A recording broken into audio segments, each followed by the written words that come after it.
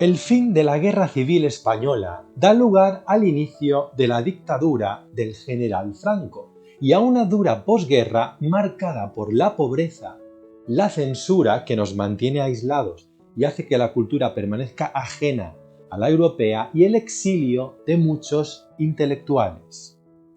Por ello, a partir de los años 40, la poesía lírica se encuentra en un panorama de silencio, dolor y muerte a raíz de estas circunstancias. Era tarea casi imposible el papel de poeta en un país destrozado, tanto material como espiritualmente. Además, algunos poetas de la generación del 27 habían muerto y también algunos de la generación del 98, Unamuno, Machado, Lorca. Otros habían sido expatriados, Guillén, Alberti, Cernuda, Salinas, y otros estaban en un ambiente poco propicio, como Dámaso Alonso o Alessandre. El campo de la lírica entonces quedaba así yermo. No debemos olvidarnos de la literatura creada en el exilio, que se extiende en el tiempo desde la Guerra Civil hasta el fin de la dictadura. La poesía del exilio la desarrollan autores de todas las generaciones, pero en especial la mayor parte de la generación del 27. Por las propias circunstancias personales de los poetas que estaban exiliados, la poesía española no va a contar con una gran uniformidad temática. Sin embargo, sí que podemos señalar un tema en que todos o casi todos van a coincidir: la nostalgia por la patria perdida para siempre. Las primeras corrientes poéticas de posguerra, que muestran su preocupación por los temas humanos, se fragmentarán en dos tendencias fundamentales: la poesía arraigada y la poesía desarraigada.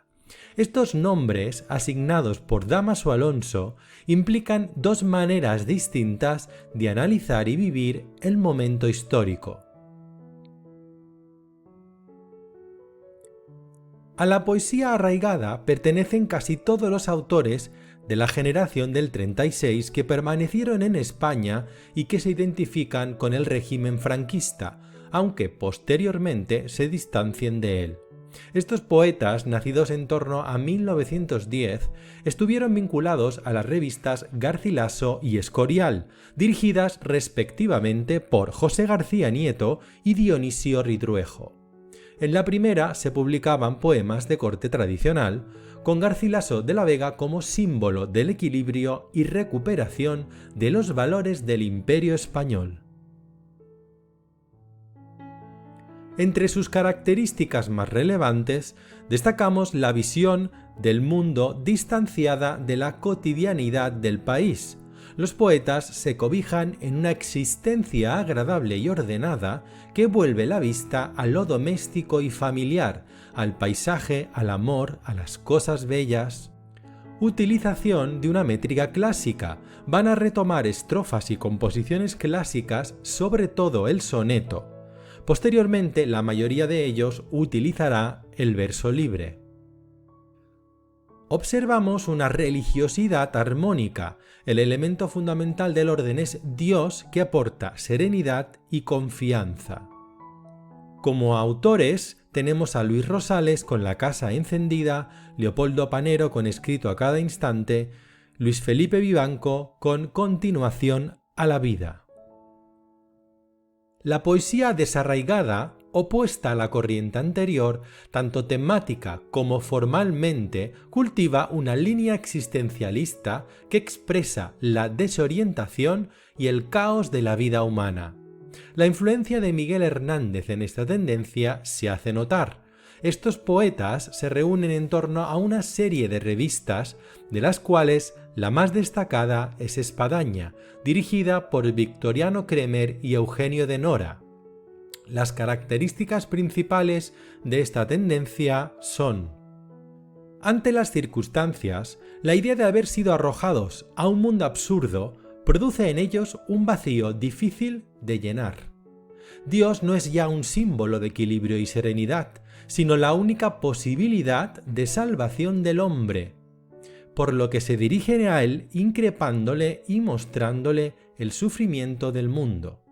Los temas muestran más apego a la realidad del momento, la muerte, la soledad, la violencia. La existencia se ve como una lucha con el medio o con el mundo interior. El estilo deja de ser clásico y se torna desgarrado, casi violento. Esto se refleja en la utilización de un lenguaje coloquial brusco y duro. La métrica tradicional se sustituye a veces por el verso libre y el versículo, que deja mayor libertad para la manifestación de la angustia existencial. El abandono del ámbito personal para dirigirse a los demás, en un intento de solidarizarse con los que sufren. Esta idea sentará años después las bases de la poesía social. Como autores destacados tenemos a Dámaso Alonso, Vicente Aleixandre con Sombras del Paraíso, Gabriel Celaya con Movimientos Elementales o también el poeta Blas de Otero.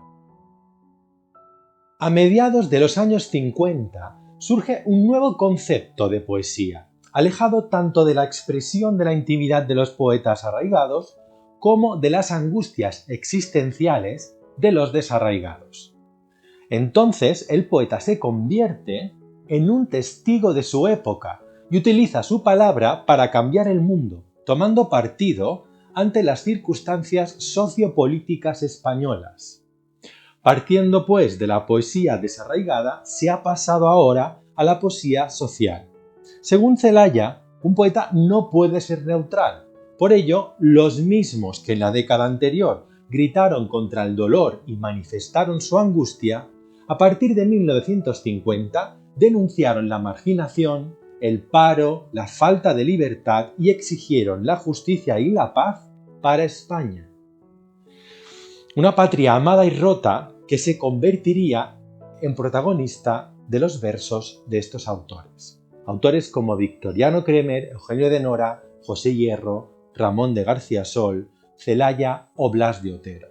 La publicación en 1955 de Cantos íberos de Gabriel Celaya y Pido la paz y la palabra de Blas de Otero marcará el comienzo de esta tendencia que llega hasta los años 60.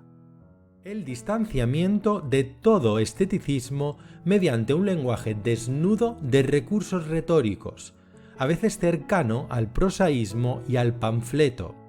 Los poetas se dirigen a la mayoría, de ahí la pretensión de claridad y el tono coloquial. Por tanto, se valora más el contenido que el aspecto formal, si bien los grandes poetas aciertan a descubrir los valores poéticos de la lengua cotidiana. El paso del yo existencial personal al nosotros social y colectivo, en un intento de crear una conciencia solidaria que proteste por la injusticia social.